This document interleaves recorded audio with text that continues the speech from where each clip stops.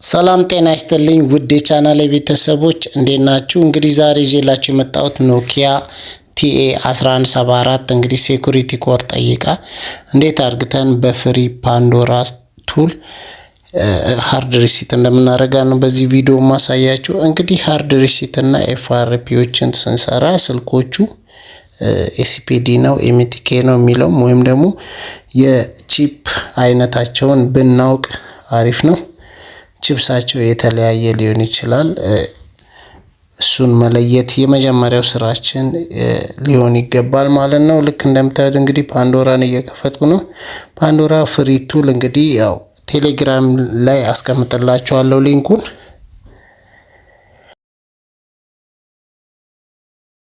በቀጥታ እንደምታዩት እንግዲህ ከፍቼዋለሁ። እንደዚህ ከከፈትን በኋላ ኮኔክት የምትለውን አንዴ ቲክ እናደርጋለን። ከዛ በኋላ ኖኪያ ወይ ስልኳን በቀጥታ ባትሪዋን እናወጣለን።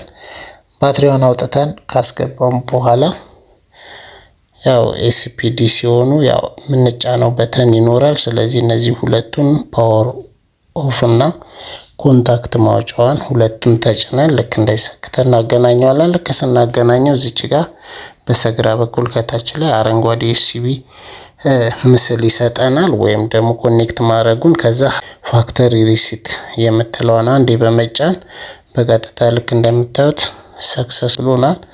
ከዛ ነቅለን ባትሪውን አውጥተን አስገብተን እናበረዋለን ማለት ነው። በእንደዚህ አይነት መልኩ በቀላሉ እነዚህ ኤሲፒዲ 1174 ቲኤ 1174 የሚባሉትን ኖኪያ ስልኮች ማጥፋት እንችላለን፣ ሴኩሪቲ ኮዳቸውን ማለት ነው።